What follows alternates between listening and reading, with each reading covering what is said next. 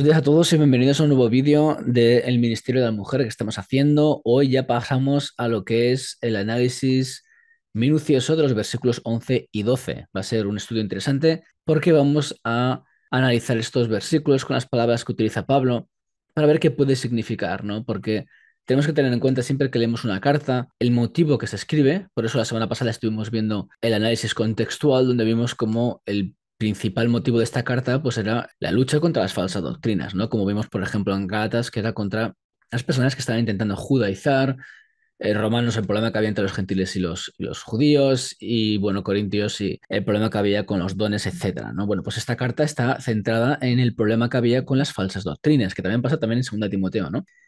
Así que lo que vamos a hacer es pues entrar a este análisis exegético, ¿no? Para luego, pues, una vez terminemos, pues entrar en ciertas hipótesis que veremos con más detalle de lo que puede implicar las palabras de Pablo en este texto, ¿vale? Recordando el contexto que existe detrás, ¿no?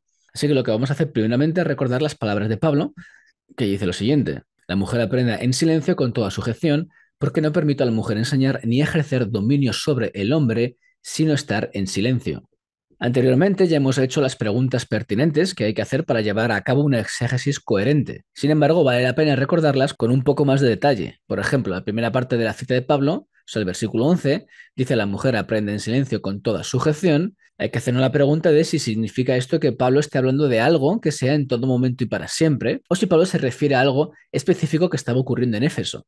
En otras palabras, se trata de un caso puntual del que podemos sacar una lección, o de un caso universal donde todas las mujeres tienen que aprender en silencio, lo que vimos de descriptivo y prescriptivo. Por eso es interesante que veáis los vídeos anteriores donde vimos cómo a veces pues, se toman ciertas pautas para decir lo que es descriptivo o prescriptivo según la teología o las doctrinas que la gente abraza, ¿no? Como hemos visto anteriormente, esta sección que concierne a la mujer o a las mujeres viene precedida de lo que Pablo había dicho a los hombres en el versículo 8.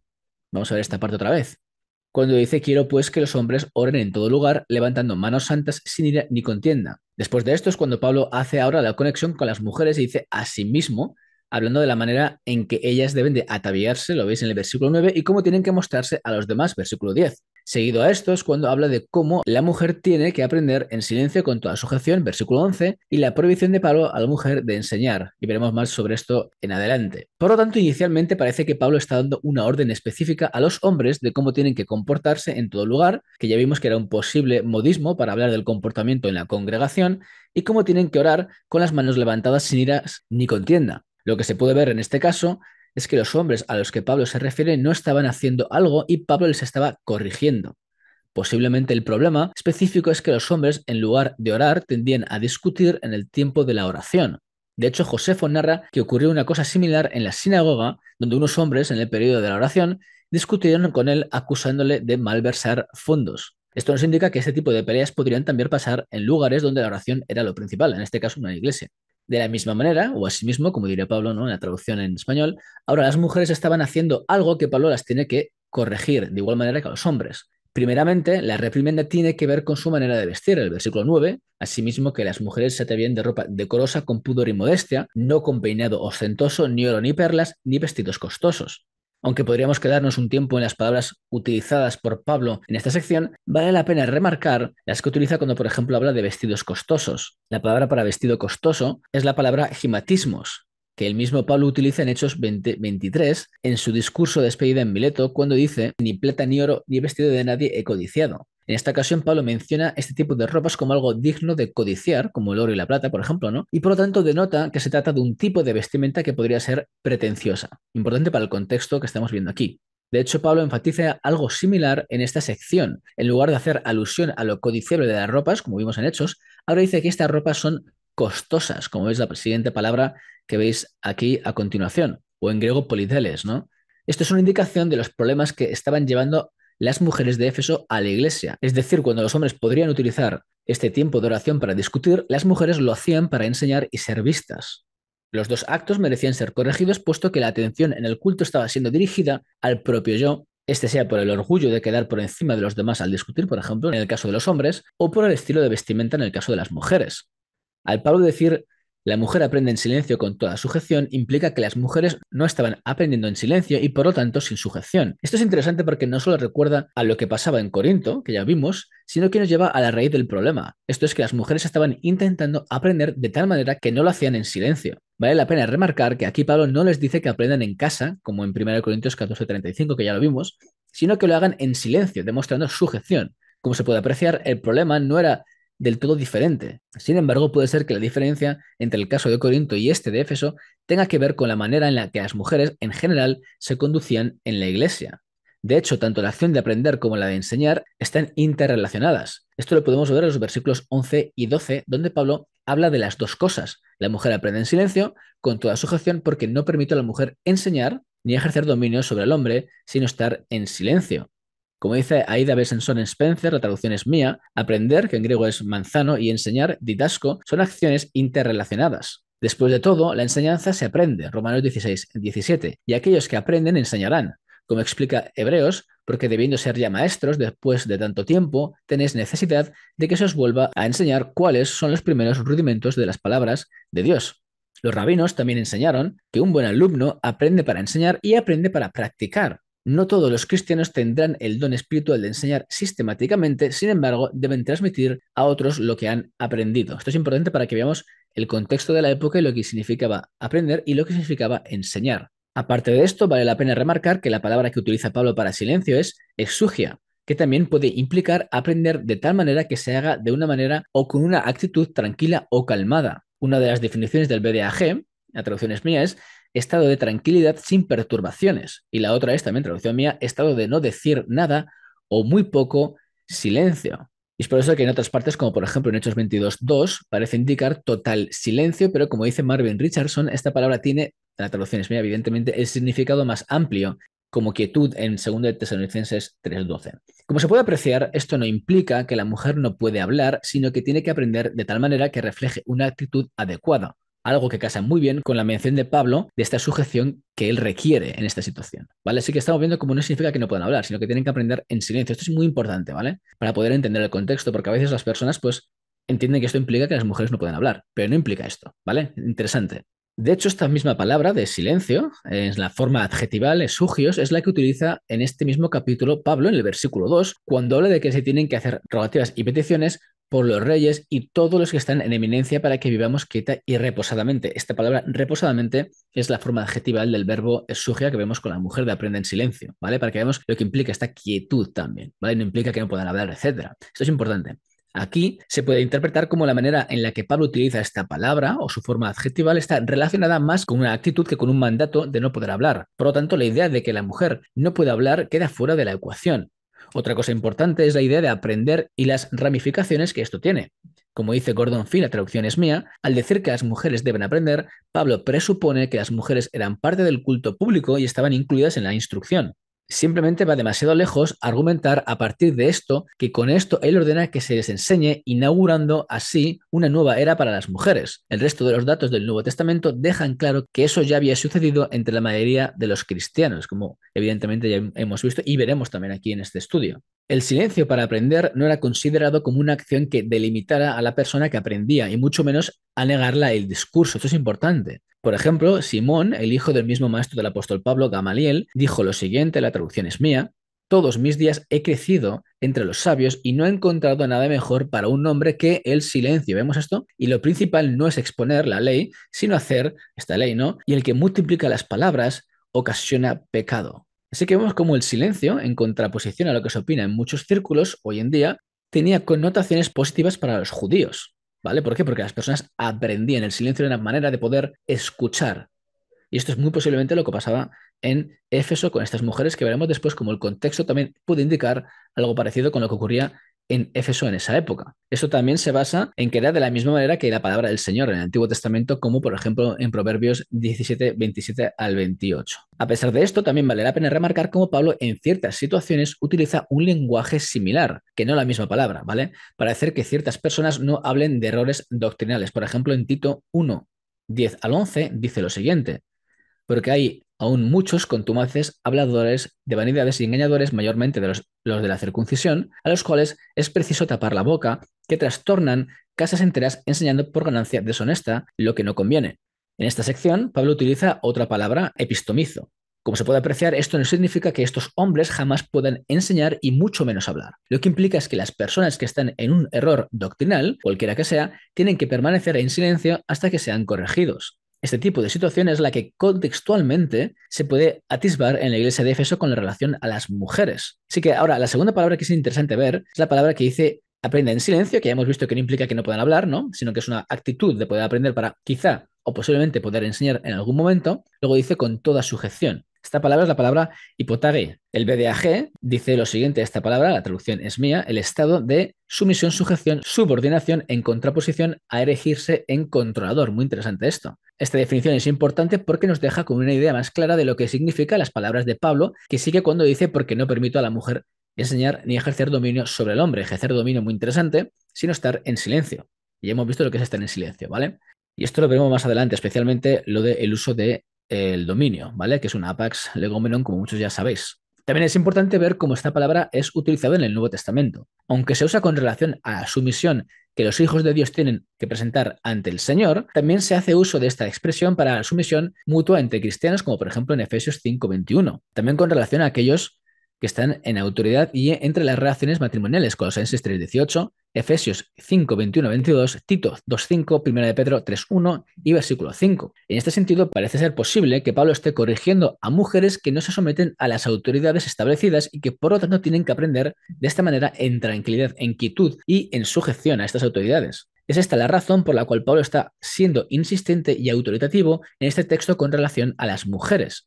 Estas mujeres estaban cometiendo este acto específico y como bien dice Philip Payne, la traducción es mía, pero usted puede preguntarse por qué Pablo ordena esto a las mujeres y no a los hombres, porque el contexto indica que las mujeres estaban cometiendo el problema principal que aborda Pablo y ya existía una cultura en la que los hombres aprendían de los rabinos, pero no había una convención establecida sobre cómo debían aprender las mujeres. Esto es importante del contexto de la época que ven mencionando con asiduidad. Esto casa con la línea de la carta y los problemas que Pablo estaba diciendo que había en Éfeso. Magnum Douglas dice lo siguiente, también la traducción es mía, aunque las palabras de Pablo son explícitas aquí, la pregunta sigue siendo si está hablando de una situación específica que ocurrió en Éfeso, haciendo que este comentario esté sujeto a sus circunstancias, o sea, un texto descriptivo, ¿no? O si esta es la enseñanza de Pablo sobre cómo deben aprender las mujeres en el sentido prescriptivo. La evidencia externa parece implicar que esta no es la opinión general de Pablo sobre la enseñanza de las mujeres, ya que hay pasajes en sus otros escritos que indican que las mujeres enseñan en diversas capacidades, ¿vale? Esto es importante y tenemos que tenerlo en cuenta el contexto de la época, el contexto de la carta y lo que también Pablo ha escrito en otros lugares y en otras situaciones y también el contexto global de la Biblia que veremos en los últimos episodios de este estudio de las mujeres. En conclusión, un análisis más profundo del versículo 11, en su contexto y haciendo uso de las expresiones que Pablo utiliza, descubre que esta sección puede tener un significado diferente a lo que muchos de los complementarios generalmente entienden. Pablo, después de dar las palabras de corrección a los hombres, está muy posiblemente dando instrucciones específicas a mujeres que caían en un error importante. Si bien los hombres, no todos, sino en general, caían en el error de no orar en todo lugar con esa actitud requerida, ¿no?, de santidad sin iras ni contiendas, las mujeres ahora, no todas, sino en general también, pues caían en esa actitud de intentar tomar mando o usurpar autoridad al aprender de una manera insumisa, junto con las reglas de las vestimentas que hemos visto y los peinados, ¿no? Con esto en mente, vamos a pasar ahora al segundo versículo más importante, en este caso el versículo 12. Así que vamos a hacer este análisis del versículo 12 muy importante, cuando dice, ¿por qué no permito a la mujer enseñar ni ejercer dominio sobre el hombre sino estar en silencio? Evidentemente, este versículo continúa con el argumento que viene dando Pablo desde el versículo 11 que acabamos de analizar. Este versículo se trata de uno de los más complicados que existen y ha sido precursor de muchas diferentes interpretaciones debido a su complejidad. Y quien diga lo contrario es porque realmente no ha indagado mucho en este texto, en el lenguaje original y en la posibilidad de interpretaciones. Como esta sección que estamos dando se trata de este análisis exegético del texto, vamos a dividir este versículo en tres partes para después llegar a las conclusiones más plausibles a la hora de entender lo que Pablo está expresando. Así que, ¿por qué no permito a la mujer? Esta va a ser la parte 1. Enseñar ni ejercer dominio sobre el hombre va a ser la parte 2, donde vamos a ver también el apax. Y si no, estar en silencio va a ser la parte número 3. Así que vamos a pasar a la parte primera, no permito, o no permito a la mujer. Primeramente, una cosa que debemos notar es el verbo utilizado por Pablo para decir no permito. Este verbo que utiliza Pablo, que veis ahí en pantalla, es el verbo epitrepo, un verbo que indica conceder, permitir, dejar. Según Aida Spencer, no se trata de un verbo tan frecuente en el Nuevo Testamento, 18 usos. Y Spencer lo compara esto con la voluntad permisiva de Dios con la perfecta. Un ejemplo en el que se hace énfasis en este uso del verbo es en las palabras de Jesús en Mateo 19:8, cuando dice: por la dureza de vuestro corazón Moisés os permitió repudiar a vuestras mujeres, mas al principio no fue así. Así que, como se puede ver, este verbo permitir parece como esto de la voluntad perfecta y la voluntad permisiva. ¿Vale? Esto es interesante poder ver qué implicación tiene este verbo en su contexto o cómo se utilizaba en la época. Y aquí lo vemos en este caso con el repudio a la mujer y el divorcio y la permisión del Señor, voluntad permisiva. Aún así, como dice Philip Payne, la traducción es mía, ninguno de los casos es paralelo en forma verbal a 1 Timoteo 2:12. No les es permitido. En 1 Corintios 14:34 es tercera persona del presente pasivo y Moisés permitió en Marcos 10:4 y Mateo 19:8, el que acabamos de ver, son formas aoristas activas de tercera persona. Ambos son más apropiados para introducir un permiso continuo que la primera persona presente del indicativo en voz activa de 1 Timoteo 2:12. Esto porque Philip Payne es súper técnico en el idioma original. Incluso las dos apariciones de este verbo en tiempo presente con Dios como sujeto, si Dios permite, como por ejemplo en 1 Corintios 16:7 y Hebreos 6:3, se refiere a situaciones específicas y no a un permiso universal. Así que lo que se quiere ver es que esta palabra, en su contexto, parece un permiso que se hace de manera provisional, ¿vale? Es una manera condicionada a lo que ocurría en su contexto, como por ejemplo el versículo de Moisés que dice Jesús con relación al divorcio, vemos como es algo temporal, y aquí parece ver que la manera que utiliza Pablo es de la misma manera, no permite a la mujer enseñar ni ejercer dominio sobre el hombre, como algo que ocurría momentáneamente, una prohibición, en este caso también momentánea debido a la circunstancia, como por ejemplo con Moisés con el divorcio. De hecho, esto también se puede ver en los dos únicos usos de esta palabra en el Antiguo Testamento, en la Septuaginta. En este sentido, se puede apreciar cómo esta palabra, aunque sí implica restricción, lo sería de una manera no necesariamente perpetua, sino temporal. Aparte de esto, existe un detalle significante en la manera en la que Pablo expresa este sentimiento. Esto es en la forma en la que él escribe. Generalmente Pablo hace uso de imperativos, sin embargo, en este caso, el verbo y su forma gramatical están más en línea con un orden temporal. Philip Penn remarca otros 4 lugares, 1 Corintios 7:7, 26 también, 32:40 y Filipenses 4:2, donde Pablo utiliza la misma construcción gramatical, verbo en primera persona, del singular presente, aquí lo podéis ver en griego, activo indicativo, junto con uno o más verbos en presente, activo o infinitivo, que los que podéis ver ahí también en pantalla, con el fin de expresar un deseo o convicción temporal y no universal. ¿Vale? Para que veáis cómo hasta dónde llega ese tipo de estudio cuando vemos el uso de la palabra en su contexto. Existe, por lo tanto, una posibilidad de que no permito sea con este sentido descriptivo, que también casa muy bien, como hemos visto anteriormente, con lo que pasa en la época y con lo que Pablo está hablando de los hombres, de las mujeres, de los vestidos, etcétera. Como expresa Spencer, la traducción es mía, del inglés, cuando Pablo usa la primera persona del presente de indicativo activo en 1 Timoteo, parece describir una acción que está animando a Timoteo a realizar ahora. A veces la primera persona del presente de indicativo activo en primera persona del singular simplemente describe lo que el propio Pablo está haciendo en este momento. Encomiendo, animo, quiero, escribir, vengo. Estas son palabras de Pablo, ¿no? Junto con su autodescripción viene una acción implícita que Pablo quiere de Timoteo en ese momento. Por ejemplo, le está dando esta orden a Timoteo para que haga en este momento, 1:18, está animando a la oración en este momento para ayudar a los cristianos a tener una vida tranquila, 2:1 al 2. También esto lo quiere con los hombres para que no pelean mientras que oran. El problema que tienen en ese momento, en el versículo 2:8, él está escribiendo ahora con la expectativa de venir más tarde, el 3:14, de esta manera presente activo. Así, de la misma manera, no siempre se aplicará esta restricción relacionada con la docencia femenina.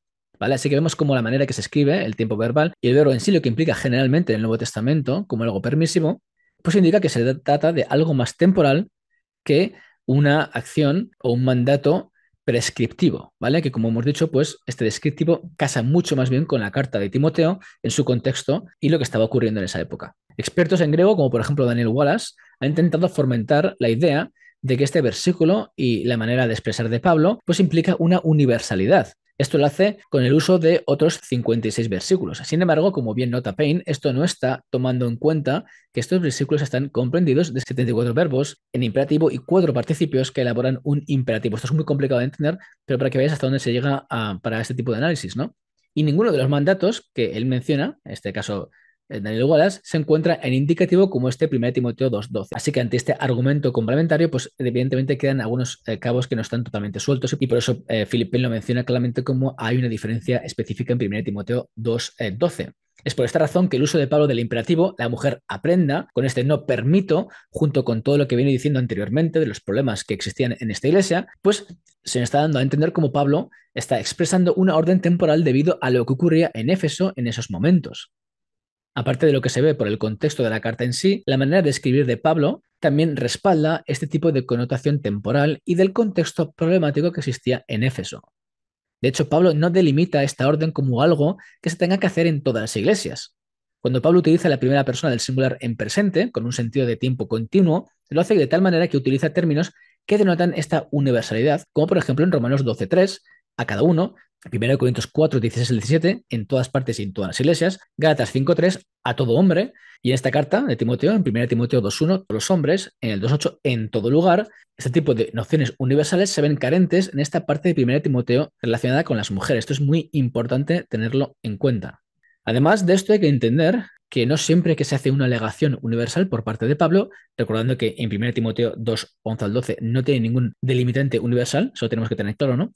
Así que tener claro que no siempre que se hace una alegación universal por parte de Pablo, donde Pablo use el presente del indicativo en primera persona, incluso con un delimitante a priori universal, siempre se toma como universal en nuestros días. Por ejemplo, en Gálatas 5:2 tenemos este estilo de expresión de Pablo cuando dice: he aquí yo, Pablo, os digo que si os circuncidáis, de nada os aprovechará a Cristo. Y otra vez testifico a todo hombre que se circuncida, que está obligado a guardar toda la ley. En este sentido, nadie tomaría estas palabras de Pablo como un énfasis universal, como algo que se tenga que hacer hoy en día. Ya hemos hablado con asiduidad de cómo 1 Timoteo 2:8 no se emplea hoy en día, por ejemplo, ¿no? Como un mandato universal, y lo mismo ocurre con Gálatas 5:2. Nadie piensa que si una persona se circuncida, ahora tenga que cumplir toda la ley y que Cristo ya no murió por esta persona. Se toman como versículos contextuales donde podemos captar claramente el problema que había. De hecho, recordemos como para Pablo las mismas palabras de Gálatas no eran universales. Esto es interesante, aun con el calificante universal que vemos en Gálatas 5:2, por la sencilla razón que él mismo tuvo que circuncidar a Timoteo por el problema de los judíos de la zona. Así que vemos muchas cosas que son contextuales. Es por este tipo de nociones gramaticales y la carencia de la universalidad de las palabras de Pablo en esta sección, junto con el claro contexto del problema que había a causa de las falsas doctrinas, que hacen pensar que se trate principalmente de un problema que existía en la época y con el que Pablo estaba lidiando. ¿Vale? Con esto vamos a seguir ahora con la siguiente parte, la de enseñar ni ejercer dominio, con el énfasis en enseñar. Esta sección la vamos a separar en dos, enseñar y luego ejercer dominio, aunque existe un debate gramatical a la hora de interpretar si Pablo está diciendo que no permite a la mujer enseñar ni ejercer autoridad, o si por el contrario no permite Pablo que la mujer enseñe de una manera autoritaria, ¿vale?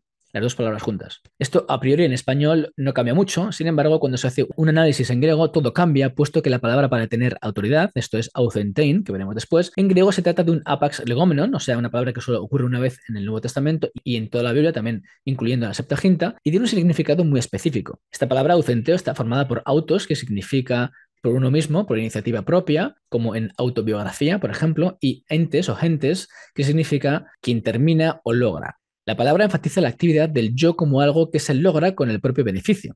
Tiene el matiz común de actuar unilateralmente como un autócrata. Pero esto vamos a verlo después, ¿vale? Otra cosa que tenemos que tener en cuenta y que analizaremos después con más detenimiento es si la palabra utilizada por Pablo como hombre o en griego aner se refiere al marido o al hombre en general. También importante. Así que vamos a empezar con la primera palabra que Pablo utiliza como base a su instrucción a Timoteo. Esto es enseñar, o en griego didasco, como podéis ver en pantalla. Mucho se puede decir de esta palabra y su uso en el Nuevo Testamento. Sin embargo, no tenemos suficiente tiempo para centrarnos en este verbo específicamente. Lo que sí que vamos a hacer es expresar ciertas implicaciones de esta palabra. Anteriormente ya vimos cómo tanto aprender, como el verbo manzana, que vimos como nos lo mencionó Spencer, como enseñar, didasco, eran acciones interrelacionadas y cómo de la enseñanza se aprende, y cómo los que aprenden son los que una vez enseñarán, en Hebreos 5:12. Con relación a didasco o enseñar, Nijay Gupta dice lo siguiente, la traducción es mía: el lenguaje de didasco dentro del entorno de la Iglesia tiende a centrarse en transmitir la tradición apostólica fundamental relacionada con las verdades centrales del Evangelio y la fe. 1 Corintios 4:17, Gálatas 1:12, Colosenses 2:7 y 2 de Tesalonicenses 2:15. En el contexto de lo que estaba sucediendo en Éfeso, la prohibición de que las mujeres enseñen parece ser una preocupación porque alguien interviene para transmitir un nuevo tipo de enseñanza apostólica o una que se desvía de lo que es parte de la tradición. Timoteo estaba calificado para enseñar esta tradición, 1 Timoteo 4:11, 6:1. Otros también lo eran siempre que hubieran sido debidamente capacitados, 2 Timoteo 2:12.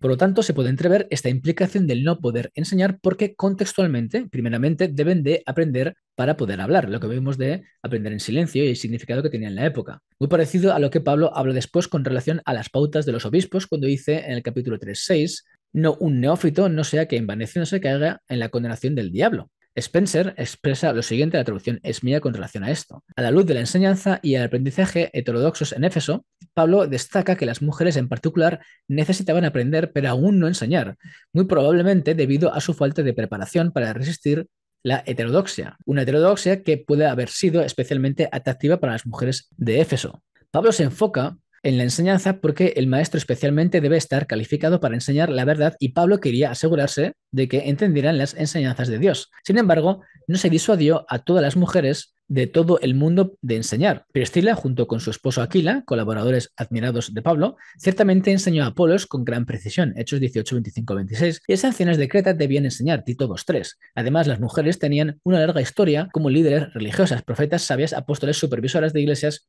y ministras. Aparte de esto, hay que entender que didasco no necesariamente implica la enseñanza dada por un obispo y que por lo tanto implica que las mujeres no pueden enseñar de esta manera autoritaria. Esto es importante para poder contextualizar el uso de la palabra de Pablo y cómo esta casa muy bien con el problema de las falsas doctrinas de Éfeso. La manera en la que Pablo utiliza esta palabra en 1 Timoteo es importante. Por ejemplo, se hace un contraste entre la sana doctrina, 1 Timoteo 1:10, 4:6, versículo 16, 6:1 y 3, y las doctrinas o didascalia de demonios en 1 Timoteo 4:11. Esto nos hace ver que la manera en la que Pablo afronta la no enseñanza de la mujer esté relacionada no con la usurpación del oficio de obispo, sino más bien con la mala enseñanza que podía dar debido a la influencia de la mala doctrina. Como dice Philip Payne, la traducción es mía, en griego como en inglés, enseñar es la palabra básica e inclusiva para impartir conocimientos o habilidades y generalmente connota cierta atención individual al alumno. Pablo usa este verbo no solo para enseñar a otros, Romanos 2:21, Gálatas 1:12, Colosenses 1:28, sino de enseñarse a uno mismo, Romanos 2:21. Lo utiliza del don de enseñanza, Romanos 12:7, y de su propia enseñanza a las iglesias, 1 Corintios 4:17. Pero también anima a todos los creyentes a enseñándolos y exhortándolos unos a otros en Colosenses 3:16. Pablo se refiere a enseñar de boca en boca o por carta, 2 Tesalonicenses 2:15. Pablo incluso usa esta misma palabra para decir que la naturaleza enseña que el cabello largo deshonra al hombre, pero es gloria de la mujer, 1 Corintios 11:14 al 15. En las epístolas pastorales, Pablo enseña 1 Timoteo 2:7, 6:1, 2 Timoteo 1:11, 3:10, Timoteo enseña 1 Timoteo 4:11, 13, 16 y el 6:8. Y el 6:2, Tito enseña 2:7, los obispos deberían poder enseñar 1 Timoteo 3:2, 5:17, Tito 1:9 y Pablo insta a Timoteo a disculpar a personas que puedan enseñar a otros, 2 Timoteo 2:2. Su enseñanza contrasta con la enseñanza de engañadores rebeldes. Pablo entonces usa el verbo enseñar de manera amplia para referirse a cualquiera que enseñe contenido bueno o malo en público o en privado a grupos o individuos.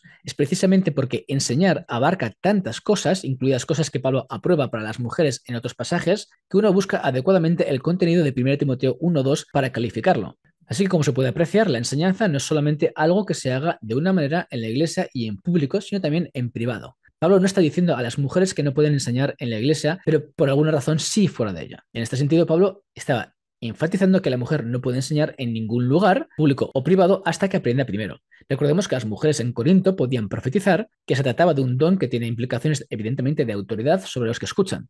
Esto focaliza más el problema que existía en Éfeso. Es por esta razón que las implicaciones que quieren siempre imponer en el significado de enseñar didasco por parte del campo complementario, es decir, que piensan que enseñar siempre tiene connotaciones positivas o de sana doctrina, no siempre es así. Recordemos las palabras de Pablo a Tito con relación a los de la circuncisión en Tito 11, 10 al 11, cuando dice, porque hay aún muchos contumaces, habladores de vanidades y engañadores, mayormente los de la circuncisión, a los cuales es preciso tapar la boca, que trastornan casas enteras enseñando, utilizando la misma palabra, didasco, por ganancia deshonesta lo que no conviene. Por lo tanto, es posible que exista esta implicación de una mala enseñanza o enseñanza negativa que estaba ocurriendo por estas mujeres, algo que va en relación con el principio de la carta de Timoteo sobre las falsas doctrinas.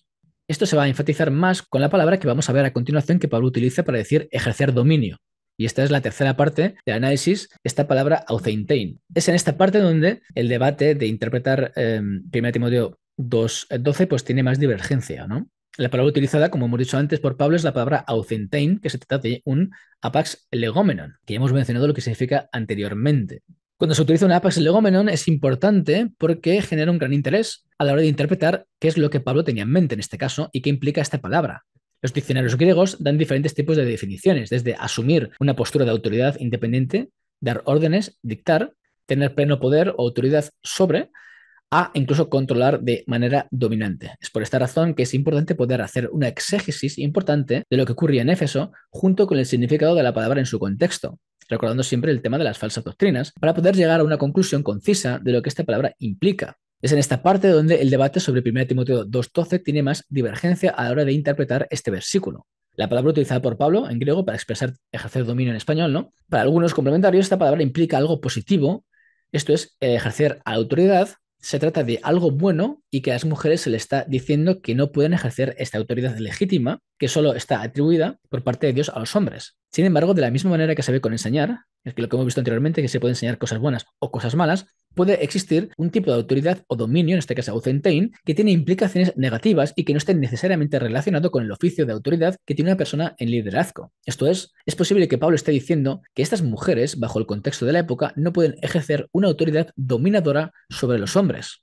Es por esta razón que una de las partes más importantes para entender el significado de esta palabra es la de poder ubicarla en el contexto de la época. El uso de un apax legomenon en general podría, que no necesariamente, ser una indicación de un propósito específico del escritor con la intención de transmitir algo concreto y bajo un contexto específico. La idea principal es que un término extraordinario, como un apax, es utilizado específicamente con una intención concreta y no que se utiliza un término extraordinario para referirse a una situación ordinaria. Esto, junto con la baja frecuencia de esta palabra en la literatura bíblica, como la extrabíblica, en el primer siglo, hace que el énfasis de Pablo sea aún más consecuente y específico. Así que mucha gente piensa que el uso de un apax se hace por una ocasión extraordinaria, porque si no, Pablo hubiese utilizado muy posiblemente una palabra más común. Si retrocedemos en el tiempo, se puede observar que aucenteo, este verbo, ¿no?, que Pablo utiliza, se trata de un verbo poco usado. De hecho, se pueden corroborar hasta la fecha dos usos antes del primer siglo, con la posibilidad de la datación de Alexandrinus de Signis y Liadis del primer siglo después de Cristo. Sin embargo, las más contemporáneas al escrito bíblico, que sí son pocas también, se parece indicar que se trata de una acción particular relacionada con el uso de poder y no un uso genérico de autoridad, posiblemente con la excepción de Aristonicus y Aticista. Esto se puede apreciar en Ptolomeo de Tetabiblos y Moeris Aticista Lexicon Atticum. Sea como fuere, el uso de aucenteo no se puede calificar como algo que tenga una connotación inherente positiva de esta autoridad de pastor, por ejemplo, que es lo que algunos complementarios quieren hacer entender. Quizás sea por esta razón por la que Crisóstomo, cuando hace uso de aucenteo, lo hace con implicaciones posibles de abuso en su homilía de Colosenses, donde dice, la traducción es mía, de Westphal, por lo tanto, no abuses porque tu esposa te sea sumisa. Esto concuerda con la traducción de John A. Broadus, donde él expresa lo mismo. Por tanto, porque tu mujer esté sujeta a ti, no actúes como déspota, utilizando este verbo aucentein, ¿vale? Así que vemos que puede existir este tipo de connotación negativa. Pero claro, esto es un poco más adelante en tiempo, pero luego vamos a ver lo más cercano. De hecho, Westphal, en el artículo mencionado con anterioridad, hace referencia al uso de aucenteo con nociones negativas en el siglo V, que es lo que estamos viendo. Aparte de esto, el verbo aucenteo podría estar relacionado con el nombre cognado aucentes, que se trata de una palabra relativamente común en la literatura clásica griega. Linda Belleville dice lo siguiente, la traducción es mía: durante el periodo helenístico, el significado principal de aucentes todavía era asesino, pero el rango semántico se amplió para incluir autor, patrocinador, autor y cerebro de un crimen o acto de violencia. En el siglo I después de Cristo, los lexicógrafos definían aucentes como el autor de un asesinato cometido por otros. Como dice Philip Payne, relacionado con el estudio de Albert Walters, la traducción es mía, Walters enumera 27 casos de aucentes, que significa asesino en griego clásico, 4 en el siglo I después de Cristo y 8 en el segundo siglo después de Cristo. Los otros dos significados de esta palabra pueden implicar dueño, amo o hacedor, sea como fuere, si el uso de la etimología y los cognados fuera necesario o relevante, que ahí también disputan esto, todo parece indicar que aucentes tiene connotaciones negativas. Recordemos que esta palabra se usa también en la sabiduría de Salomón, 12.6, en la Septuaginta, ¿no? Y expresa esta connotación o noción de asesinos, como podéis ver en pantalla, ¿vale? En inglés, porque no lo tengo en español. Como dice Hubner, la traducción es mía: si aucentes significara dueño, amo, asesino, hacedor, un cognado infinito verbal de estos términos significaría, y muchos argumentan que sí, aproximadamente dominar, asesinar y hacer, todos los cuales serían generalmente peyorativo en el contexto silencio y sumiso de 1 Timoteo 11:12. ¿Vale? Aquí lo que queremos ver es cómo esta palabra docenteo o el cognado docentes implica una especie de dominio que es negativo. Quiero decir, no implica que Pablo no deja que las mujeres tengan autoridad pastoral, sino que tengan esta autoridad que tiene connotaciones negativas. Y por eso tienen que aprender en silencio. ¿Vale? Esto es muy importante. Nick Quinn es un académico también y un amigo mío, también ha encontrado esta palabra en los escritos de Filón de Alejandría, un célebre filósofo judío y contemporáneo del apóstol Pablo, nacido en el 25 a.C. y fallecido en el primer siglo más o menos en el 40 al 50. En su escrito, Quod Deterios Potiori Insidiari, abreviado DET, Filón comenta acerca de la historia de Caín y Abel y dice lo siguiente con referencia al significado de este evento y las ramificaciones para las personas que se aman a sí mismas, creyendo ser sabios pero comportándose como Caín. La traducción es mía del griego que traduce Quint en inglés. ¿No pensáis que al matar al que ama la gloria de Dios, que no habitas también delante de Dios, te has convertido en un asesino de ti mismo? Y ves cómo utiliza la palabra aucentes, habiendo matado mediante una emboscada la única capacidad que tienes para vivir una vida intachable. Importante cómo utiliza esta palabra en el contexto de la época de Pablo. Así que este aucentes aquí tiene esta connotación bastante grave, negativa, ¿no? En este caso, el mismo Quent admite que podría traducirse como destructor o abusador, pero que el contexto sugiere violencia física. De hecho, para Quent existen claras similitudes en la manera que tiene Filón de expresar este sentimiento con las de Pablo. Los dos utilizan el verbo enseñar didasco, Pablo como didaskein en 1 Timoteo 2.12 y Filón en este texto 1 de 78. Y los dos con fines didácticos. En este sentido, Filón utiliza didasco para que el lector sea enseñado, para no ser insensatos, injustos e impíos en el 73. Por otra parte, Pablo utilizaría que las mujeres aprendan, con el verbo manzana que hemos visto anteriormente, con el fin de no caer en un autoritarismo, aucentein, que vemos que tiene esta connotación negativa. En otras palabras, la carencia de educación hace que las personas en cuestión, tanto para Pablo como para Filón, puedan caer en una espiral negativa que deriva en una manera de actuar errónea y no ética.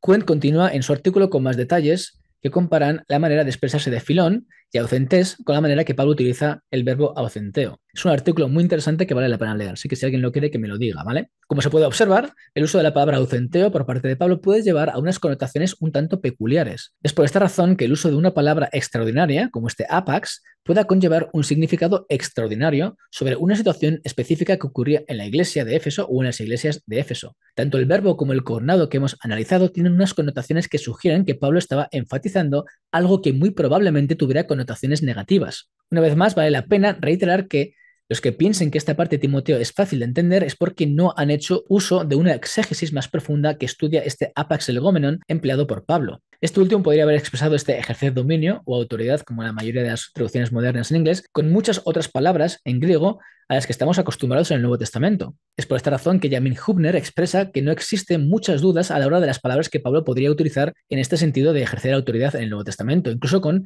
connotaciones positivas. Por ejemplo, él nota cómo podría haber usado 4 tipos de expresiones recurrentes en el Nuevo Testamento para conferir esta idea. Por ejemplo, podría usar ejercer autoridad con el verbo que ves ahí en griego, usado en 21 ocasiones, poder autoridad, tener derecho de control o reinar, usado 4 veces, ejercer autoridad o mandar con el verbo también en griego es ahí, kuireo, ¿no? Usado 7 veces y ejercer una posición de liderazgo, gobernar o liderar, como ves en el verbo que pone en griego utilizado 8 veces. De hecho, Pablo utiliza exusiazo y curieu un total de 3 veces para exusiazo y 6 para curieo. Aunque esto no implica una mayoría abrumadora, ya es mayor que el apax de aucenteo que lo utiliza en 1 Timoteo 2.12. Y estas también son utilizadas en Lucas 22.25, por ejemplo, también en la Septuaginta. Exusiazo aparece un total de 12 ocasiones, mientras que curieu un total de 64 ocasiones. Por otra parte, aucenteo no aparece en ningún lugar del Nuevo Testamento ni de la Septuaginta, solo con la salvedad del cognado aucentes que aparece en la sabiduría de Salomón, que ya hemos visto, con ese sentido claramente peyorativo. Aparte de esto, exusiazo, como cureo, aparecen recurrentemente en la literatura contemporánea de una manera abrumadora en comparación con aucenteo, que ya hemos visto que es muy poca. Esto no hace más que apoyar la tesis de que si Pablo hubiera querido transmitir el sentido ordinario de autoridad, pudiera haber escogido otras palabras comunes como exuciazo, por ejemplo, o curio, y no una tan excepcional como aucenteo. Como dice Belleville con relación a este uso tan específico de Pablo de aucenteo en esta carta a Timoteo, la traducción es mía, la razón obvia es que aucentein tenía un matiz distinto de gobernar o tener autoridad que era particularmente adecuado para la situación de Éfeso. Y después de esto es cuando vamos a pasar ahora a la idea de enseñar ni ejercer dominio como una idea conjunta. Como hemos expresado anteriormente, existe la posibilidad de que Pablo esté transmitiendo una idea en particular donde repite términos para enfatizar la importancia de la idea que está exponiendo. En este sentido, Pablo estaría diciendo que lo que no permite es que la mujer enseñe de una manera dominante, lo que implica esta palabra aucenteo, con el cognado que hemos visto anteriormente, ausentes, que son connotaciones claramente negativas. Craig Bloomberg expresa cómo Pablo tiende a usar sinónimos en pares, en ocasiones hasta 4 palabras, para decir lo mismo o transmitir la importancia de lo que dice. Blomberg expresa cómo esto se puede ver, por ejemplo, en el versículo 1 del capítulo 2, cuando dice rogativas, oraciones, peticiones y acciones de gracia, estas 4 ahí, ¿no? En el versículo 2, cuando dice por los reyes y por todos los que están en eminencia, 2 palabras parecidas, ¿no? En el 2b, quieta y reposadamente, como podéis ver en pantalla, y en piedad y honestidad. El versículo 3, bueno y agradable. El versículo 4, sean salvos y vengan al conocimiento de la verdad. El versículo 7, predicador y apóstol. Versículo 8, sin ira ni contienda. Versículo 9, con pudor y modestia. Y el versículo 11, silencio con toda sujeción. Así que podéis ver cómo existen estos pares, a veces incluso 4 palabras, para enfatizar algo que tiene el mismo significado. De la misma manera, se podría concluir que el versículo 12 se hace uso del mismo recurso literario al decir enseñar ni ejercer dominio, con la intención de enfatizar la profundidad del significado de lo que se quiere expresar. En este sentido, una enseñanza negativa mala con un dominio excesivo y peyorativo. Howard Marshall expresa, la traducción es mía, la conducta tranquila y el reconocimiento de la autoridad que caracterizan a alumnos se contrastan con la enseñanza de una manera que es dura y abusa de la autoridad. Aucentein, como referencia a autoridad, liderazgo, no relacionada con la enseñanza, excedería el alcance de la discusión iniciada en el versículo 11. Por lo tanto, es más probable que el verbo caracterice la naturaleza de la enseñanza más que el papel de la mujer en liderazgo de la Iglesia en general. Es por lo tanto por este tipo de razones que se pueden observar como el uso de Pablo de este apax, el legomenon, incluso si se hace de forma paralela con enseñar, se hace muy probablemente con la intención de expresar algo específico y descriptivo de lo que estaba pasando en Éfeso y con lo que Timoteo tenía que luchar. Como expresa Besançon, la traducción es mía, aucenteo como verbo de gobernar toma el caso genitivo de la persona sobre quien se ejecuta la dominación destructiva. Por el contrario, didasco, enseñar, toma el caso acusativo de la persona y el tema enseñado. En consecuencia, gramaticalmente, lo más probable es que el hombre sea el objeto únicamente de aucenteo. Por lo tanto, Pablo está limitando a las mujeres a enseñar y a tener un poder destructivo o dominante sobre los hombres. Más bien deben de estar en silencio. Como consecuencia, las mujeres de Éfeso pasarán a formar parte del proceso educativo que produce salud. Aprenderán pacíficamente, cooperativamente, sin enseñar todavía, sin dañar a sus profesores, como siempre con este contexto de la época. La idea de un grupo de mujeres que posiblemente, por razones que veremos más adelante, querían usurpar una autoridad que no tenían es lo más probable por el uso de las palabras de Pablo en esta sección, este dominio, este apax de dominio, ¿no? Que implica este sentido negativo y con la posibilidad de que didasco o enseñar también tenga esta connotación negativa porque lo puede tener. También por el tema central de las falsas doctrinas que lleva a Pablo a escribir esta carta a Timoteo y también el énfasis que hacía Pablo con las mujeres y la importancia del ministerio de estas mismas transmitidos por Pablo en sus cartas y escritos, que veremos también al final de este estudio. ¿Vale? Así que esto nos enseña a ver que estas palabras que Pablo utiliza pues pueden tener un significado muy específico de lo que ocurría en la época y como hemos dicho anteriormente, va muy en acorde a lo que estaba enseñando en esta carta y a muchos principios que hoy en día se toman como descriptivos por el contexto, pero que por alguna razón lo toman como prescriptivos en el caso de la mujer, ¿vale? Así que con todo esto terminamos el estudio de hoy. Espero que haya podido ser de bendición. La semana que viene vamos a ver diferentes posibles interpretaciones de lo que Pablo quiere decir en este versículo con el contexto cultural de la época y evidentemente con lo que va diciendo después de Dan, etcétera, ¿vale? Así que como siempre digo, si tienes alguna duda o alguna pregunta me puedes dejar un mensaje y yo os contestaré lo antes posible. Muchas bendiciones y hasta la semana que viene.